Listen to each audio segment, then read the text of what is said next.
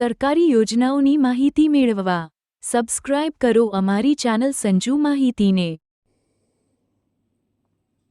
નમસ્કાર મિત્રો આજથી લગભગ 2-3 મહિના પહેલાં ગુજરાત સરકારના મુખ્યમંત્રી દ્વારા એવી જાહેરાત કરવામાં આવેલ હતી કે ખેતી વિષયક વીજ જોડાણ લેવા માટે સહમાલિકની મિત્રો સંમતિની જરૂર પડશે નહીં।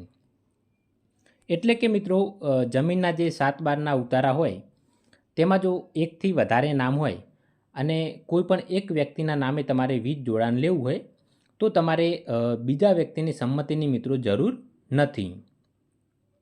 જેના બદલે ખેડૂત મિત્રોએ એક સેલ્ફ ડિક્લેરેશન મિત્રો રજૂ કરવાનું રહેશે। તો ત્યારે ખેડૂત મિત્રો માટે સરકારનો આ નિર્ણય છે તે મિત્રો એક વરદાનરૂપ સાબિત થયો તેવી બધાને આશા હતી। પરંતુ મિત્રો જ્યારે ખેડૂત મિત્ર કોઈ કચેરીની અંદર વીજ જોડાણ લેવા માટે જાય કે અમારે 7/12ની અંદર એકથી વધારે નામ છે અને વીજ જોડાણની જરૂર છે,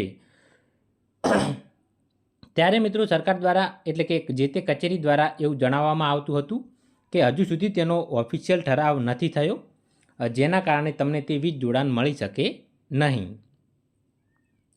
તો ઘણા બધા ખેડૂત મિત્રોએ વિડીયોની અંદર આ બાબતે કમેન્ટ પણ કરી હતી। તો મેં પોતે પણ મિત્રો આ ઠરાવ શોધવા માટે ખૂબ જ પ્રયત્ન કર્યો છે અને આખરે મિત્રો આ ઠરાવ આપણને આજે મળી ગયો છે। તો આ વિડીયોની અંદર આજે આપણે જોઈએ કે સરકાર દ્વારા વીજ જોડાણની અંદર સંમતિ માટે મિત્રો કયા કયા સુધારા કરવામાં આવેલ છે। આમ તો મિત્રો આ ઠરાવ સરકાર દ્વારા 19 એપ્રિલ 2025ના રોજ જ મિત્રો જાહેર કરી દેવામાં આવેલ હતો, પરંતુ કોઈ કારણોસર તે ઠરાવ આપણને હજુ સુધી મળ્યો ન હતો।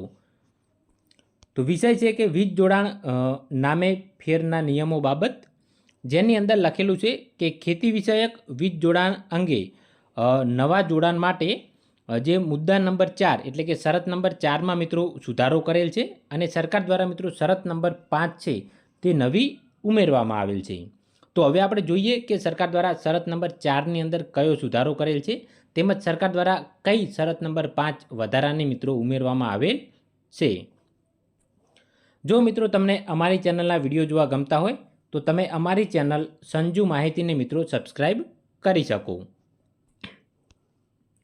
સૌપ્રથમ મિત્રો શરત નંબર 4 કે જેમાં સરકાર દ્વારા સુધારો કરેલ છે કે 7/12ના ઉતારામાં એક કરતાં વધારે સહમાલિક એટલે કે ભાગીદારના નામ હોય તો જરૂરી સ્ટેમ્પ ઉપર મિત્રો નોટરાઇઝ સેલ્ફ ડિક્લેરેશન એટલે કે સ્વઘોષણા લેવાનું રહેશે અને સહમાલિક એટલે કે ભાગીદારની સંમતિની મિત્રો જરૂર રહેશે નહીં।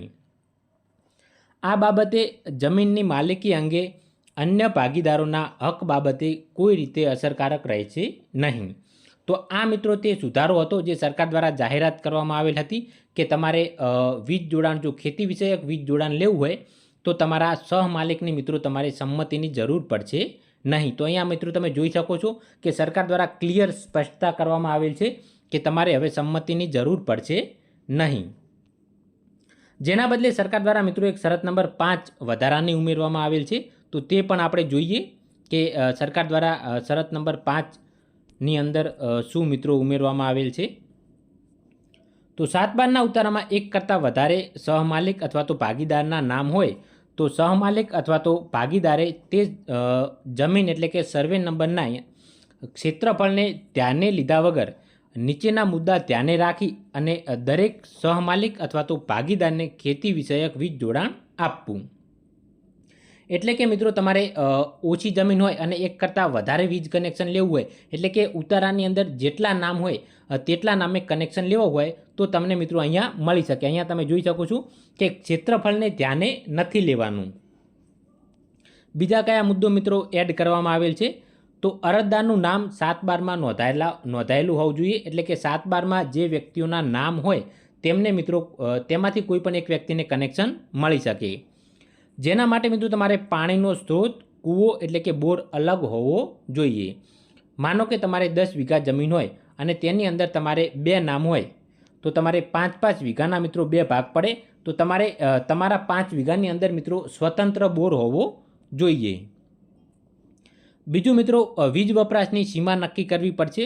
જો જરૂર જણાય તો વાસ્તવિક તારની વાડ એટલે કે બાર્બરેડ વાયર ફેન્સિંગ પણ કરવી પડશે.